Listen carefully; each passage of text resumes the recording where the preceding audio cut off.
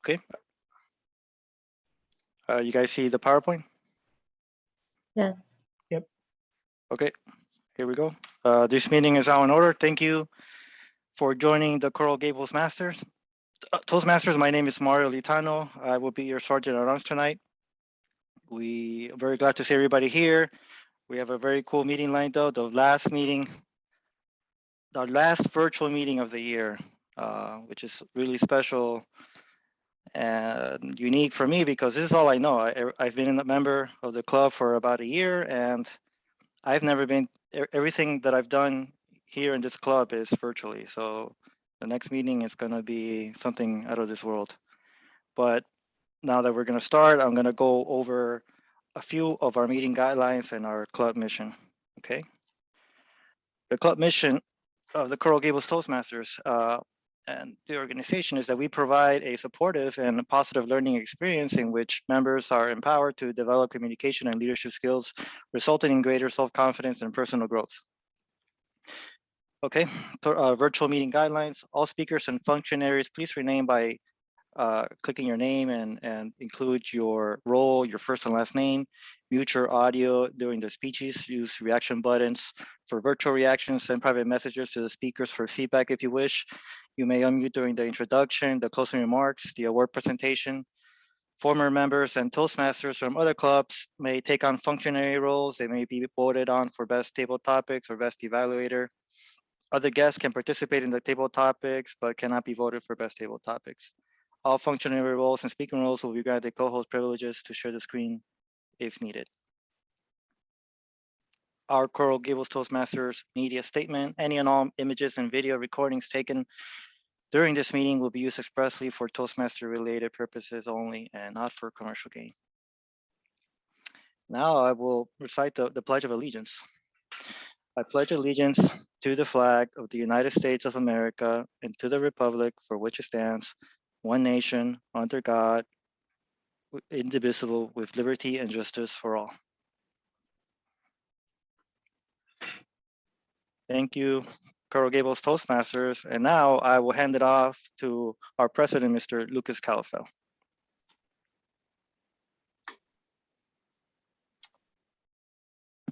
Hey everyone, good evening. How's everyone doing tonight? Pretty good, great to hear. It's just us in the meeting. We have no guests, so we're going to keep it nice, smooth, easy, and I lost my train of thought. Nice, smooth, easy, and fun. I forgot that last important adjective there. So as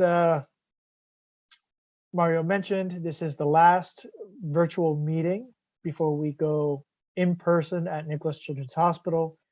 Everything is set. I'm happy for Mario because he's going to experience what it's like to be a sergeant at arms in person. Trust me, there's more than what you've been doing virtually, but we thank you for what you've been doing for us in the virtual setting. And of course, I'll be there early to assist you with that. It's your first time going to at least that part of Nicholas Children's Hospital. Maybe it's not, maybe you're familiar with where we meet, but our website is already updated. So if you go to coralgablestoastmasters.com and click meeting information on the tab, it's one of the tabs on the left, you can see and find a hospital map. I made an edit where I circled the area that we're at, but it'll be even easier to find if you end up walking to the right area because there's going to be a banner that says Coral Gables Toastmasters, and that pretty much tells you that we're just about there. The good thing about Nicholas Children's, especially being on the first floor, it's pretty easy to find your way around. And of course, there's staff there, so feel free to ask. They may not necessarily know what you're talking about. If you go to a security guard and say, I'm here for Coral Gables Toastmasters, you may want to ask, I need to know where the auditorium space is, and then they will be able to point you in the right direction. Okay, so with that, well, actually a couple of things. If you saw my last email that went out either 1 or 2 days ago in the evening, you would have seen an announcement for the District 47 virtual conference. It's a great event to get exposure on other things apart from the club related to Toastmasters.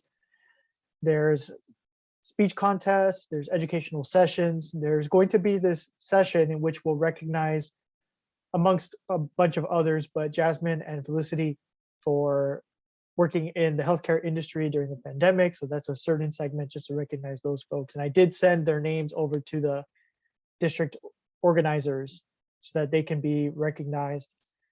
And apart from that, for the executive committee, VPE, myself, there's a annual business meeting. I can't remember the exact date and time, but in that email, there's the registration link. It's from the 27th. So it started today through the 30th, if I'm not mistaken. So obviously you don't have to attend every single thing. The schedule is there on the website. Feel free to attend what you would like. But in the end, it's a good experience if you are able to attend. I understand it's during the work week. Don't see much, I don't quite see the logic in them doing that, but it is what it is. And hopefully you can attend some of the sessions. So let's go ahead and get started. I'm going to pass it over to our Toastmaster of the evening, Brian. Over to you. Thank you so much for that warm welcome, Mr. President, and to all of our fellow Toastmasters in this meeting. No distinguished guests this time around, but that's quite all right. As Lucas said, we're going to be efficient. We're gonna have a great meeting. We're gonna have a lot of fun. The theme I chose for this meeting, I think fitting, is the end of an era. For the past 2 years, we have been meeting virtually over Zoom, something that, as I've often said, and you're probably sick of me saying it, where public speaking really doesn't translate into a virtual medium 100%. It has its place. It definitely is beneficial. I think for me, where I work majorly remotely now for my current job, it's helped me transition to a remote role. Because when I first started doing these virtual meetings, I did not like looking at a specific spot on the screen and not having an audience. It's very awkward for me. I don't know how to react. I tend to lose my train of thought quite often. So these meetings have been an absolute blessing in disguise for me to work on that skill, because that's where I do now at work all the time. That's all my entire day is looking at and talking at a screen. So definitely grateful for these meetings in that sense. But the end of an era, ultimately.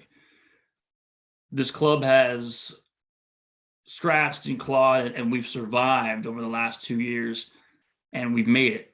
We've made it to the other end of the rainbow. I guess we've reached that pot of gold where we're now going back to see each other in person and to communicate and get better in person, because that's where public speaking really shines. And I'm so excited to see all of you in person once we get back to Nicholas Children's. And I see we have a guest entering the room, but I'll continue. And you know, the end of an era is something that I think about, and it's obviously when something ends, something new takes its place, right? So when I think of the end of an era, you know, we all deal with it every 4 to 8 years. We have a new president come in and become the new leader of the free world. That's an end of an era, the start of a new one. I know for me personally, LeBron James leaving the Miami Heat, end of an era, crushed me. My favorite times watching, I can't even watch basketball anymore because it's just nothing's the same. So those are moments for, you know, that I think we all experience. And I'm curious from the room here, is there any specific moments like that, end of an era moment that sticks out in your mind? And I'll just throw it to Jane. Maybe you can offer an end of an era moment where something had, you know, it was sad to see it end, but new beginnings flourished, and you were able to take off running in the new beginning.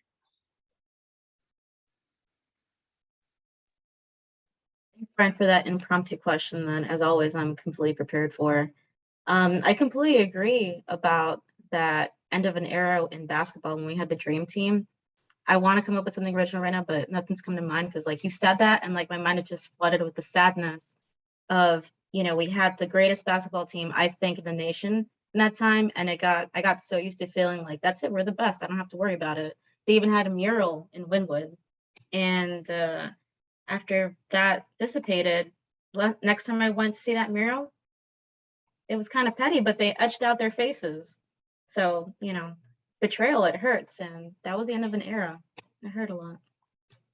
Absolutely, the end of an era, but keeping on the Heat, we're back in the playoffs, we're doing well. So it's, you know, new beginnings. And I'll real quick, while we have this opportunity, Laura, you came in a little late, quite all right. Do you want to have the opportunity to introduce yourself to the club?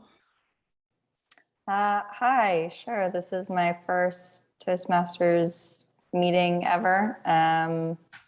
I'm here in Miami in Coconut Grove. Not sure what else would be good as an introduction, sort of just interested in seeing what this is about. Perfect. Yeah, quite all right. That's an excellent introduction. Just kind of exactly, we're all just interested to hear about how you heard about us and why you're here. And you know, that's just general interest, right? That's just kind of public speaking and General interest, terrified of public speaking, have wanted to do one of these for a while. And my therapist apparently was part of the Gables Toastmasters for a while and said, oh my God, that's a great idea. You should check them out and just go stop by and see if you're interested. absolutely, absolutely. Well, you're absolutely welcome. Thank you for joining us. And just to kind of catch you up on the theme, we are talking about the end of an era because we have officially got word that we will be going back in person to Nicholas Children's and resuming our meetings in person, which is where public speaking thrives. So we're excited about that, and we will be ending our virtual sessions. So I hope to see you in person at Nicholas Children's, and you're more than welcome to come as many times as you want as a guest and get a feel for it. Starting in May 11th. Thank you, Lucas, for dropping that in there. So that's the theme today, ladies and gentlemen. The end of an era, the start of fresh beginnings. I'm very excited to be starting this new chapter with you all in Coral Gables Toastmasters. And with that, I think we can get started in introducing our functionaries for the evening before we adjourn to our speakers.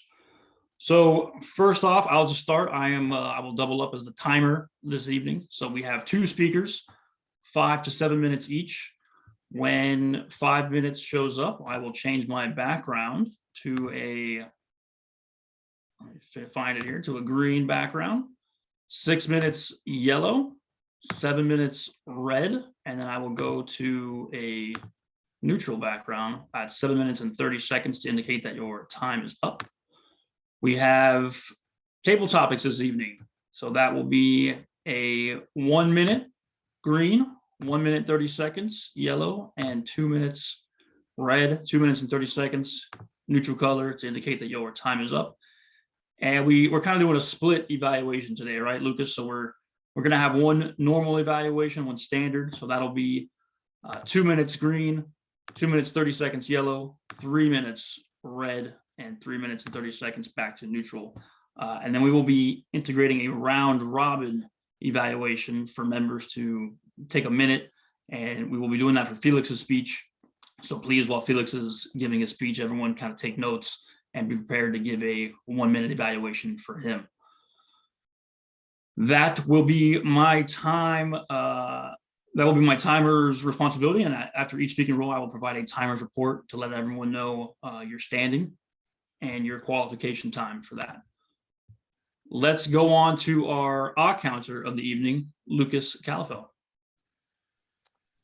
Hello again, everyone. As the all counter, it's my responsibility to listen to the common crutch words that we use in everyday speech. Crutch words such as so, you know, well, but, and maybe there are some other ones that you as an individual speaker might use consistently that kind of substitutes or becomes a crutch word. So I will count those and report back towards the end of the meeting.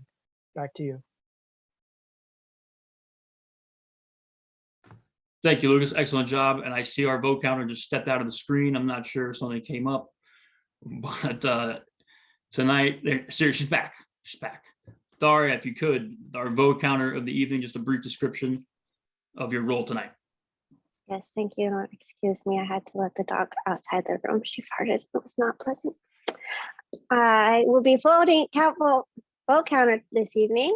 So you guys can just send me a private message to let me know which speaker, once they're qualified, which speaker you vote to be the better speaker of the evening, even though they're both amazing. And I believe at the end, we get to count for who's the best table topic speaker. Right. Yeah. Excellent job, Daria. Thank you so much. So correct. Just to reiterate, sending votes for best speaker, best table topics, And tonight, since we're doing kind of a hybrid evaluation, I guess we won't vote for that. But the table topics and speakers will get a vote, and we'll announce the winners at the end. I believe that covers our functionaries present for this evening. So without further ado, let's go on to our first speaker of the evening, Mr. Felix Jimenez. He is entering his level 2 in his pathways with presentation mastery. And his speech tonight is focusing on his communication style, and he will be exploring direct communication. So with direct communication, Felix Jimenez, the floor is yours. Good evening, Mr. Toastmaster, fellow Toastmaster, and distinguished guest. The topic of my speech tonight is understanding your communication style, which is one of the required speeches of my Pathways Presentation Mastery, one of 11 paths in the Toastmasters Pathways series. In trying to identify my communication style, while understanding that to be an effective communicator, our style should be situational, we tend to gravitate to what we are most comfortable with and what has been most effective with us. In this path, there are 4 categories: direct, initiating, supportive, and analytical. I immediately realized that I fit more precisely in the direct category. I do wholeheartedly agree that with Toastmasters position, at one time or another, you tend to use all of those styles, which they have. As to your point, being situational, being able to master all 4 effectively is truly an art and an aspirational goal for me. My personal communication style was thrust upon me, I believe, as a result of the career path that I had chosen. Clearly, when dealing with literal life or death situations, I had no other choice than a direct style of communication. I subsequently found out that as you become more and more effective with a certain style, it's harder to adapt to a different style when your audience is much different. The results can be much less effective. I've since learned that all styles can be highly effective, not only based on your target audience, but on the mastery of the style itself. I've also learned from experience that when coming from a position of authority, a direct style may not be the best way to connect with someone to get your message across, especially when you're trying to get buy-in from your audience, let's say from staff. There are those like yours truly that will follow directions from a person of authority, particularly if you have a military or quasi-military background. You charge the hill, you turn over every corner, you go and get the witch's broom. Pardon the reference to the Wizard of Oz. Yet I have found that tailoring your communication style to purpose is much more effective. I know this sounds like a Captain Obvious statement, but I find that it is much easier said than done, and I find myself often reverting back to my preferred style out of convenience, habit, or fear. With that said, I've made a sincere effort to develop a blended style, still using my strengths in a direct approach, but finding myself more supportive as well. I am afraid that anything but a direct approach may make me appear indecisive when trying to motivate or influence others.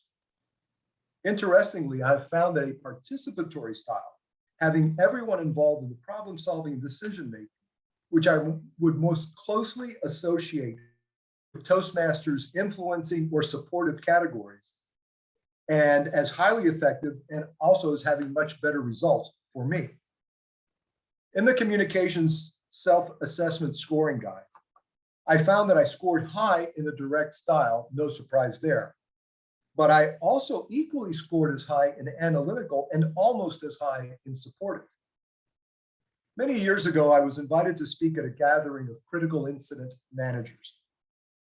I used visual aids, including a very compelling footage of a commercial aircraft disaster recovery operations, and I read from a prepared speech. When I was finished, I received a very courteous applause. And when I finished, I went home, proud of myself, thinking, I knocked this out of the park. A few weeks later, the conference organizers shared with me speaker evaluations forms, which they had promised to provide to all the speakers. I was floored when I read it. These are some of the comments that were stated. The speaker depended too much on visual aids. His delivery was monotone. He rarely made eye contact with his audience. He appeared nervous. I was. And the last, please do not invite him again. So some of you may recall from your college psych classes something that's called the Johari window. It's a model of understanding and enhancing communication. I don't have enough time today to much about the Johari window. We could probably do a presentation just on that alone. But if any of you remember, it talks about 4 window panes and one of them being the blind spot, an area that is easily identified by others but is unknown to yourself. I am committed to be better. That is why I find the evaluation part of Toastmasters so important. As I learn about those areas that I need to improve upon, I can spend more time and effort on those. I am committed to do better. That is why I joined Toastmasters. This is the journey that I'm on, the same path that you and I are traveling. And together, I know we will be great. Thank you, Mr. Toastmaster.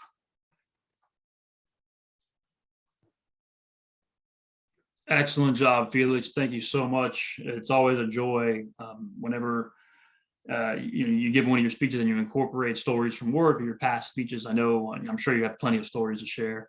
I'm so excited to get back in person and before meetings and after meetings, kind of delve into those and kind of talk a little more personally about that. So that's another reason why I'm really looking forward to those in-person meetings, because we'll have that time as a group to really get to know each other. We always talk about how this is a community. So that's something that we'll get back in person. So thank you, Felix. Excellent speech. Great job. Let's move right along with our second speech of the evening. And I have my green background up still. Excuse me. Let me get rid of that. Let's move right along to Jane Ruiz with, I believe, the same speech in her pathway. She's doing, talking about leadership style. And her leadership style is democratic. So with her democratic leadership style speech, please, we give the floor to Jane Ruiz.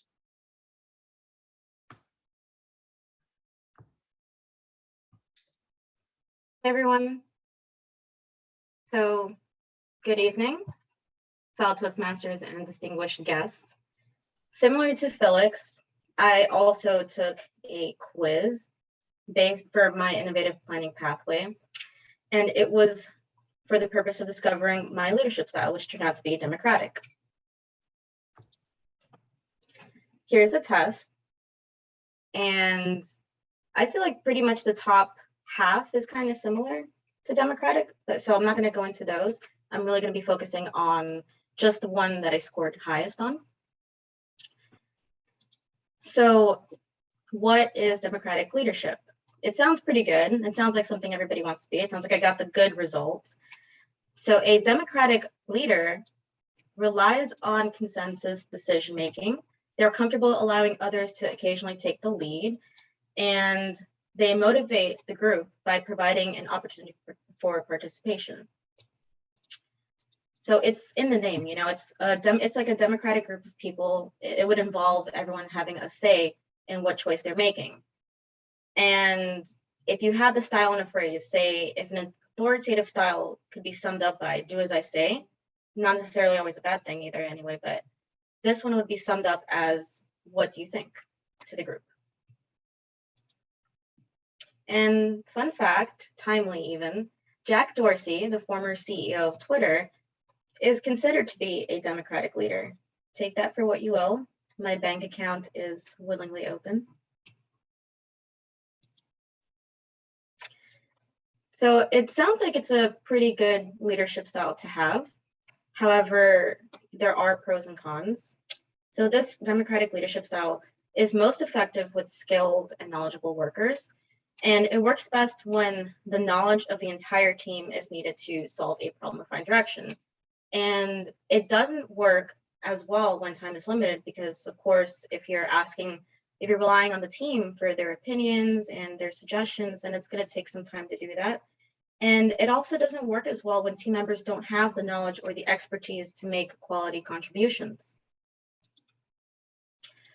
So getting this leadership style I thought was interesting because it is pretty relevant to my current job. So I'm a construction drawing manager. I don't manage people, but I manage inanimate drawings. And they're the creation of various people coming together to communicate the incredibly complex idea of a building. It kind of looks like the workflow that's behind me. Everybody's feeding into these drawings, and I have to coordinate and make sure that everything makes sense, that the idea is being done well, communicated well. So in my experience, having this democratic leadership style, it is effective here because I'm working adjacent to the team and I'm making sure the drawings look good as the project progresses. However, it feels like it's ineffective when no one on our team has enough information to continue work and we're all stuck spinning our wheels. So I thought this was an interesting topic, leadership styles. And the test on the pathways is one theory, but after digging deeper, there are two other theories that are worth sharing, and it would be a disservice if I didn't. There's another called situational leadership. There's two iterations of it. And in the first iteration, the styles of leadership are telling, selling, participating, and delegating. Pretty straightforward.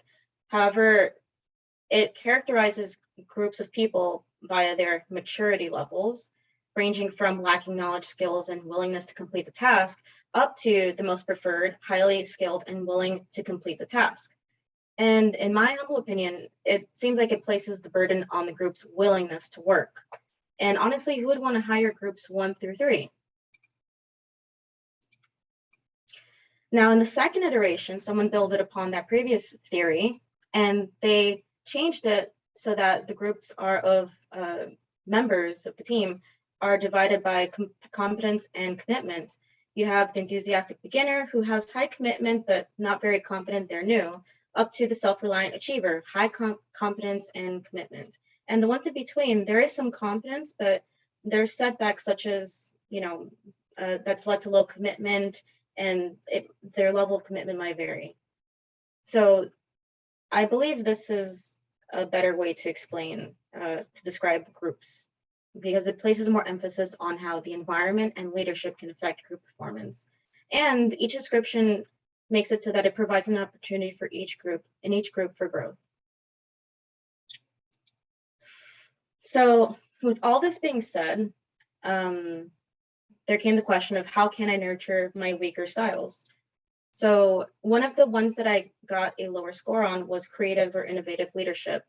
And I think that if I worked on this leadership style, it would be beneficial for my job or even my personal life, especially when the group is in a rut.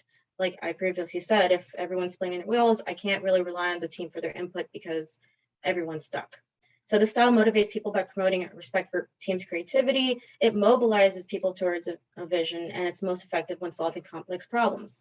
Some action steps for me to take to improve would be to define my vision and take risks and create a sense of purpose and communicate my vision effectively to the team. And that should motivate the team.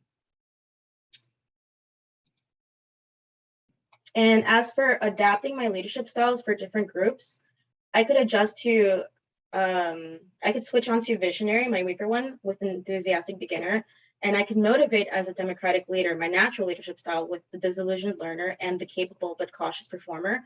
And I could recruit help and ideas from the self-reliant achiever as a democratic and visionary leader. And overall, based on what I read, clear communication is a tenet of being a good leader, and that's something else I'd like to work on. So that concludes my talk for tonight, and these are my sources in case anybody's interested. And thank you all for your time.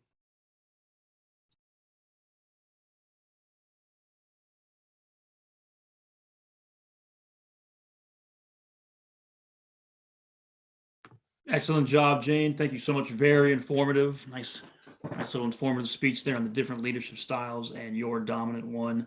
It's always fun. A lot of times like that particular speech we've all given it at one point, so it's always interesting to hear the different styles of the group. So thank you for that, and I love that how you were kind of the background and you were in the corner of it. I love that style of giving that speech. It's very appealing to the eyes. So thank you for that. Quick timers report. Felix, we had 5 minutes, 55 seconds. Jane, 6 minutes, 41 seconds. Both speakers qualify. So please, everyone, including our guest, Laura, you can send a private chat to Daria to vote on the best speaker of the evening. And we will announce that at the end of the evening.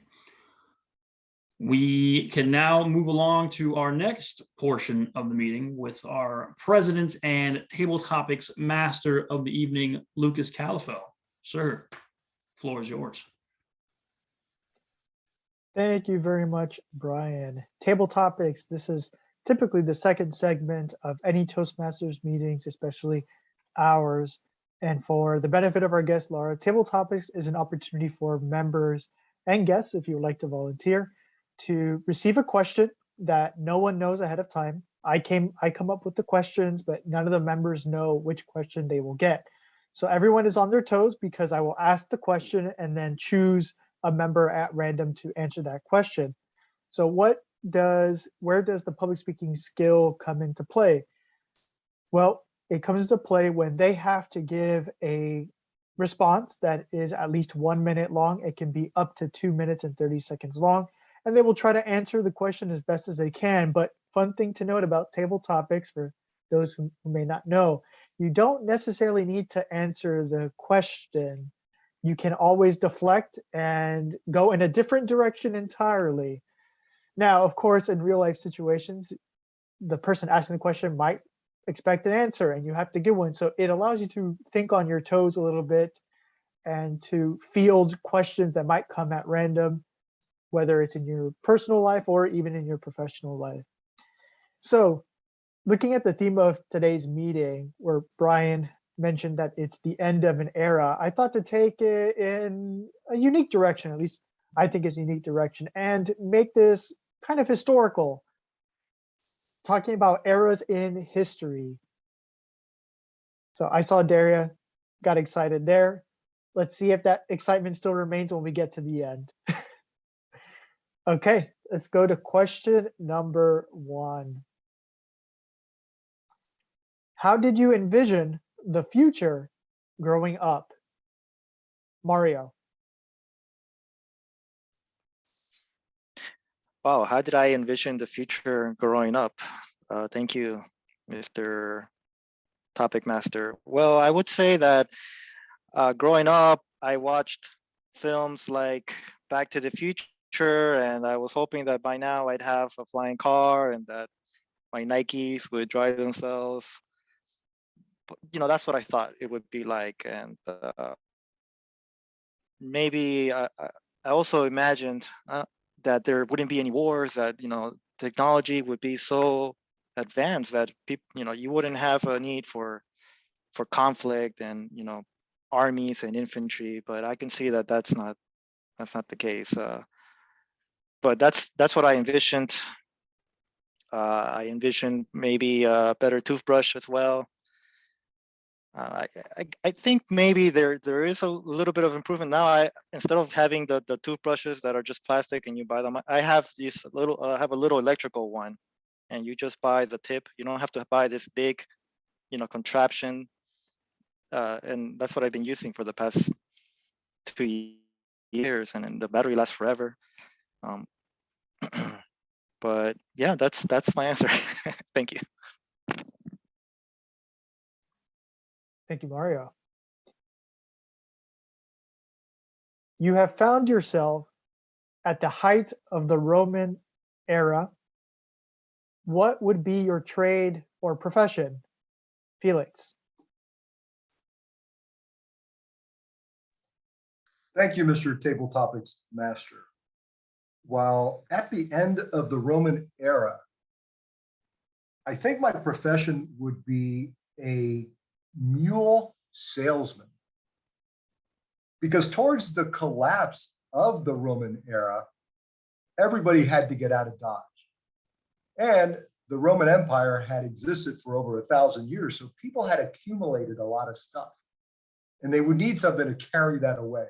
So I think the most lucrative thing you could do is provide mules. So I would have mules for sale. I would have mules for rent.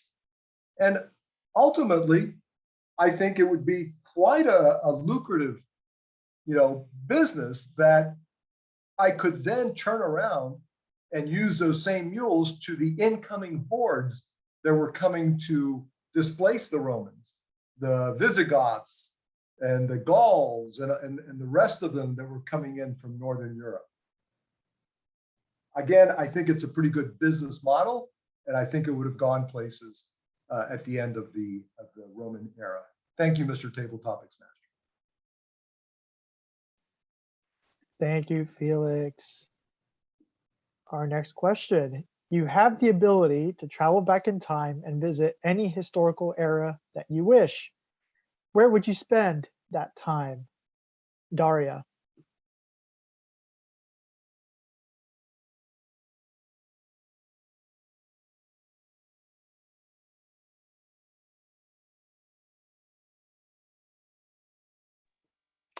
Thank you, Mr. Toastmaster, Table Topics Toastmaster. I love history. I love all different types of history and all different cultures. And if I were able to go back in time,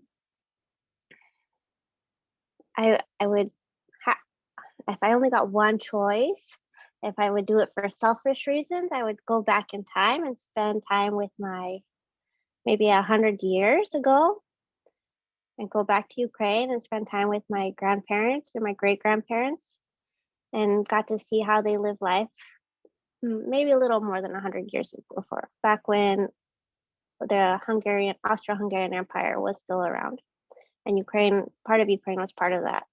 And they lived in peace, and those were happy times. And they were just simple, happy times, enjoying life, enjoying the village, enjoying life. And maybe giving warnings, trying to tell them about how terrible things are going to get and how to hopefully prepare. Or I don't know if there's always books and movies about changing the future. It never works out. So probably just enjoying the moment as it is. Or go back at least just maybe 40 years ago to be able to, this is not very pleasant, but suffocate Putin and stop that. Or suffocate Stalin or the Bolsheviks even. Yeah, that would just stop all of the starting point. Maybe stop the Bolshevik revolution. Yeah, maybe that. If I could do that somehow. I guess if I were allowed to time travel, I'd have to bring some arms with me also. Yeah, thank you, fellow Toastmasters. Thank you, Daria. What would your life be like in the Viking era as a Viking? Jane. Thank you for that awesome question, Mr. Table Topics Master. Let's say as a Viking, I think we'd still have like that bridge that connects Eurasia and this continent, right? So that'd be pretty sweet. The Vikings were not like the most pacifist people, so I guess I'd be kind of a badass, pardon my French. Pillaging villages, wearing that cool helmet. All right, let me do this. I'm not going to be murdering people. I'm going to be focusing on Vogue Viking fashion. I'm going to try to make my helmet look as nice as possible. I'm going to be polishing the ivory horns, and I'm going to just try to I'm going to be the one that's always finding excuses to not fight. Like, oh no, dude, like my ankle hurts. I can't do it. I can't go murder these people with you. I have to, you know, I have to focus on this outfit. It's going to be much better. Like, trust me, I'm working on, like, it's going to be warmer, more efficient. It's going to look really cool, but actually I'm going to be focusing on how prettier it could look. Yeah, that's my answer. Back to you. Thank you, Jane. How would you explain what a mobile phone is to someone from the Stone Age? Brian. Thank you, Mr. Table Topics Master. I got my time here too. Don't worry about it. Thank you. A mobile phone to someone in the Stone Age. That's phenomenal. It's a phenomenal question, and it's a thought that I often think about, because myself, I don't know how a mobile phone works. I mean, I get the general concept. I get the science behind it. It's fine. I've grown up with it, really. But do we really know how they work? If we just dropped it on our lap one day and tried to use it, I don't think either of us, any of us in this room, could explain really how a mobile phone was working. So I think the task for someone in the Stone Age would simply be to set up an experiment. Let's just stand really far apart and yell at each other for 35 minutes, 40 minutes, gossiping about the latest neighborhood, whatever abouts. And that's what I'm going to say. Hey, listen, people do this all the time, but instead of yelling, inside voice into a little device. And I think that'll pretty much cover everything, okay? But again, it has to be for 30, 45 minutes talking about the gossip, the Kardashians, talking about dinner, what we were doing last weekend, just a total hodgepodge of different subjects, yelling at each other from about a football field's length away. I think that'll be the best, that'll give the best explanation of what a mobile phone is, because I feel like that's just, that's the use for today. And I think I'll be pretty successful with that until one of us in this room could figure out exactly, if one of you can explain to me the actual science behind it. I'm all ears, and I can take that knowledge back with me, and I greatly appreciate it. Thank you, Mr. Table Topics Master, for that excellent question, and I hope I've answered it satisfactorily. Thank you very much, Brian. And Laura, would you like to have a question? No pressure. I think I'm okay. This has been fun to watch, though. Okay, fantastic. Thank you, though. No worries at all. Okay, well, that concludes our table topic session. I would like to now call on our timer, Brian, for a timer's report. Thank you, Lucas. Just to kind of give context for everyone qualified. Mario, 1 minute 17. Felix, 1 minute 11 seconds. Dario, 1 minute 57 seconds. Jane, 1 minute 12 seconds. Myself, 1 minute 47 seconds. So please, for everyone that spoke tonight, everyone qualified. Please send your votes to Daria for the best table topics of the evening. Lucas, I'm gonna kick it to you just because you have a little more knowledge on the round robin evaluation. We're gonna do a round robin for Felix's speech, correct? Yes, we are. And I will kick us off, but as you mentioned, Brian, you're passing it off to me to give an explanation. So the way that round robin works is that any member can speak up, raise their hand, whatever you'd like to do, and provide a 1 minute evaluation on Felix's speech. Brian will give the red light when you get to 1 minute, and the red light will indicate that it's your time to wrap it up. So this allows you a period of time, 1 minute, to be as concise as possible with your feedback. Within that 1 minute, you want to try to include some commendations, some things that Felix did well, and some things that he may want to work on for his next speech. So as long as you include those two elements, you should be fine. I will kick us off. I don't mind giving my 1 minute eval. Brian, if you're ready. Okay, I will kick us off. Felix, thank you for that speech on your leadership style. A couple of things that I enjoyed. Number one, the eye contact was great. There were some periods where you were looking down just a little bit too long. I feel like there's almost this threshold that you can't mark it objectively, but you know it when you see it. And I just felt like for some periods in your speech, you looked down just a little bit too long. But I did like the eye contact when you were looking at us, engaging with us as the audience. The volume in your speech was fantastic. I believe that you used a good use of tone. It wasn't monotone. There was some movement in there. I like how you talked about the real life experience, your experience speaking in front of an audience, giving visual aids, and then getting that feedback afterward. I felt imagining myself being in that position where getting feedback from an audience and getting an idea of what that might have felt like. One thing for commendation is number one, just relating to the eye contact, just managing that.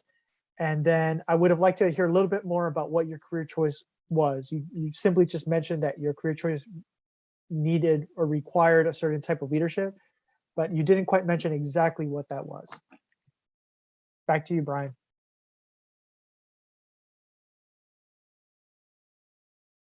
Excellent job, Lucas. Thank you very much. Very concise, very efficient as always, and excellent feedback. Anyone else for a round robin evaluation for Felix? A minute long. Anybody take any notes? Daria, I will pass it off to you, and your 1 minute will start as soon as you begin. Thank you, Brian. So I haven't given any evaluations yet. Thank you for allowing me to give it a go. I liked at the beginning, Felix, that you gave different categories and styles and a general overview that everyone should be situational, which does seem like it should, everyone should know that, but common knowledge is not always practice knowledge. You did look down, I think, at notes, but I only noticed that because I was doing that and you were my evaluator. And so I was like, aha, I see that how other people are doing it. So I saw it in myself, which is a good way for us to always look at as a self-reflection. When you talked about your the personal story, I felt your emotions. I felt anxious and nervous, and it made me feel connected to you and your story and your journey. And it was really lovely to have that connection and give hopes for what I now know, that you give great speeches. So thank you for sharing that and giving us ways to look forward and better ourselves.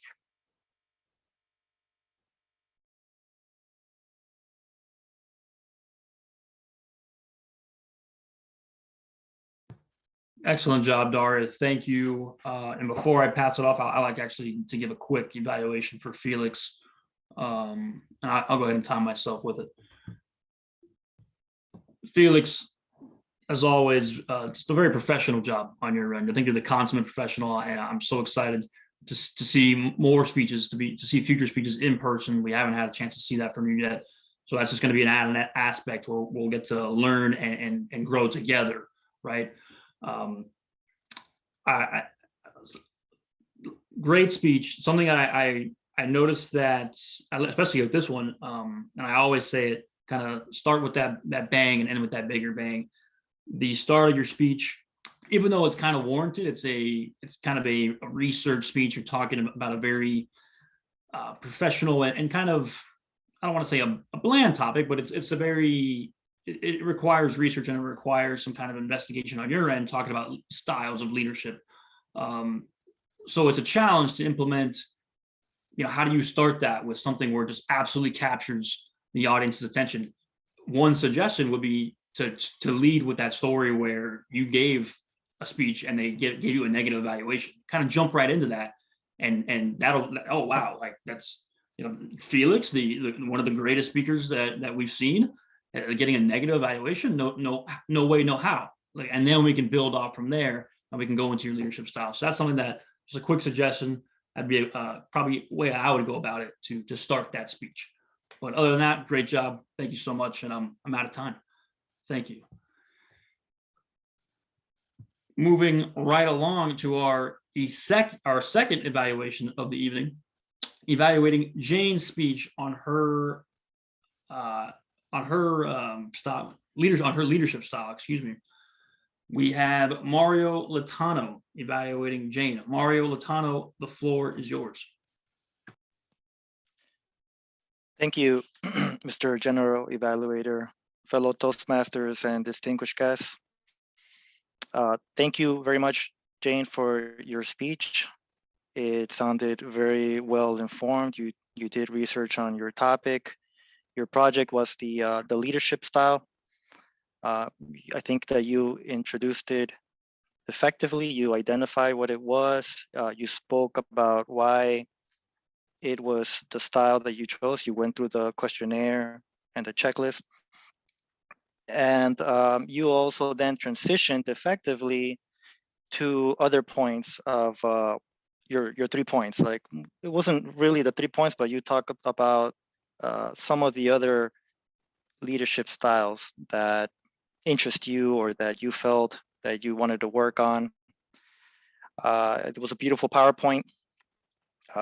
It was very super professional. You look very professional as well. You had good vocal variety. You had great eye contact, and you used your hands effectively to capture the audience attention. You're always a phenomenal speaker here in our club. And let me see if I can speak about some of the improvements that we can do in your speech. One of the things that I noticed is that you paused a lot between slides. Perhaps it would be easier in person, right? You don't have to look at the slides and talk at the same time. But that's something that I noticed that affected the speech. And one other point I think was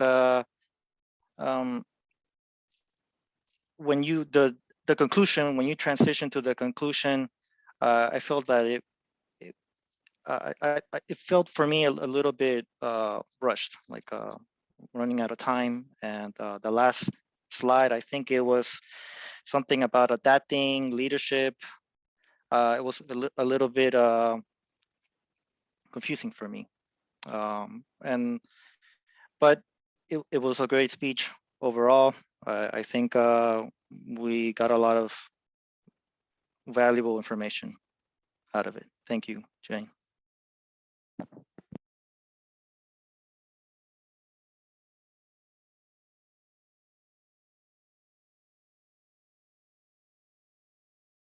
Excellent job. Every time I mute myself, for some of my computer is lagging, and every time I try to unmute, it's taking me an extra second, and it's frustrating. So glad to be unmuted and back where the meeting can hear me. Thank you, Mario. Excellent evaluation as always. Very with Jane's speech, like you said, you mentioned it where it was an interesting visual, right? To see that where her in the corner and to see the background there. I think that was something that I've always wanted to do. I don't know how to do that. So maybe Jane, you can teach me how to do that over Zoom because I've never been able to figure that out. But let's wrap it up here. Let's get a quick functionary report. Well, actually, let me get my timers report with Mario. Mario, you had 2 minutes and 25 seconds. Excellent timing. And then real quick, just with the round robin evaluations, just for the sake of giving the report, Lucas, 1 minute, 20 seconds. Daria, 1 minute, 15. And myself, 1 minute and 25 seconds. Let's go to our odd counter of the evening, Lucas, and let's get an odd counter report of the meeting. Thank you very much, Mr. Toastmaster. As mentioned earlier, I counted the ahs, ums, you knows, and all the other crutch words, and I have a report for everybody. I did hear one of mine at the beginning of the meeting. It was this huge you could practically go out and grab it. It was the heard around the world. It's like I shocked myself hearing myself say it. So that is listed. And if you heard me say any other crutch words, let me know in the chat. And don't make it private. Let everybody know. I have Brian with 11 ums, 11 ahs, 2 you knows. Mara, you let the ahs get away from you. 19 ahs, 7 ums, 4 you knows. Jane, 6 ahs, 2 you knows, 3 so's, and 1, 2, 3, 4, 6 ums. Daria, 4 ahs. Felix, 2 ahs, 2 you knows. I believe that covered everyone. Yes, it did. Thank you. And back to you, Brian. Thank you, Lucas. Excellent job with the counter. And I'm very excited to get the bell back in my life to let me know when I'm umming and on, because over Zoom, sometimes we don't even know. And like Felix said with the blind spot in his speech, something we don't know. And sometimes we just kind of pass right over those. But with that bell in person, trust me, you're gonna know you're saying some filler words. So excited for that. I'll just kind of do a twofer here, do my conclusion as Toastmaster and give a quick rundown as a general evaluation role. Phenomenal meeting tonight, everyone. Definitely, as we've seen, as the virtual meetings, as they've continued, we've seen some meetings where we have less participation, but we're still able to endure and come through and have phenomenal, great meetings. Every time we wrap these up, I'm always learning something about myself. I'm learning something about each and every one of you. This great community that I like to, I'm thrilled to be a part of every time we meet. So thank you for that. We got started today, I believe, right around, I think 7:05 is what I noted. Pretty standard time for us. We'd like to get it under that 7 o'clock time, but 7:05 I can live with personally to just get everything situated. Just to wrap up my Toastmaster theme of the evening, our end of an era. Something to even make it through the end of an era, you have to endure. You have to survive, right? And I think that's what this club did so very well, is going from in person to these virtual meetings. It's easy to just say, hey, we'll come back when we're in person again. We'll come back when, let us know when you find a venue. That's when I'll show up. But if we all did that, then the club wouldn't be any longer. So I appreciate every one of you, and even for the individuals who aren't here tonight, who are usually, make an attempt to come to our meetings. Thank you so much for continuing these bi-monthly meetings, and it's been an absolute pleasure learning and growing with all of you. With that, I will kick it to our president, Lucas Calafell, to wrap things up with club business, and then we will get a count for our speakers and table topics from Daria. Okay, fantastic. And shout out to our Toastmaster, Brian, for being the Toastmaster for our final virtual meeting. So congratulations on that. But what we do need for this upcoming meeting, and I'll dedicate new business to this, is filling up the roles for the May 11th meeting for not our first in-person meeting, because of course we had in-person meetings before COVID, but our in-person meeting for quite some time. Our first in-person meeting in 2022, let's put it that way. I'll be the Toastmaster because we are coming back to in-person meetings, so I have no problem being the Toastmaster for that period. But we have speaking roles, 3 speaking roles available, functionary roles, timer, counter, grammarian, vote counter, table topics master, evaluations. So Daria, if you're interested in being counter, you'll have a bell that you can hit every time someone says a crutch word. Does it seem like it's something you would be interested in? It does, but it also, I feel like people might hate me after our first meeting, and I don't want that. Well, when Rather you get a do table topic Marion? question, if you get a question, if you get to speak, somebody else will have the opportunity to ring the bell for you in the case that you give any crutch words. Give it a If thought. you would like, okay. Give it a thought. Any other roles? Table topics, speaking roles? I'm gonna give us my next speech. Okay, you got it. Mhm. Yeah, so you're gonna be a speaker and we'll fill in the counter. Okay. I like to speak as well. All right, 2 speakers. And I can do the all counter. All right, I'm fantastic. gonna ring that Good. bell. You're gonna be ringing that bell for 5 minutes every 10 seconds for me. Yep. Felix, yes, you can do table topics and you can do it however you would like. You can include slides, or you can simply go off of a list of questions and read them off and provide them to the members. There's so many different ways that one could do it. Pulling the question out of a hat. I don't know. You can get creative with it. Let's just put it that way. I would say probably for the first meeting back, probably not prepare any slides just to make sure. I know that was always something, that the slides in the meeting, we usually had them, but sometimes it was hit or miss. So since it's our first time back, we may not have the IT setup. So probably until we know what we have and what setup is, probably stay away from PowerPoint slides. Good idea. Things might have changed with the AV setup, so we'll have to look out for that. And who will determine the theme for the night? The Toastmaster, and I will determine the theme. I'll let you know ahead of time, even before I send that initial email of Okay. the agenda, so you can start preparation for that. Perfect.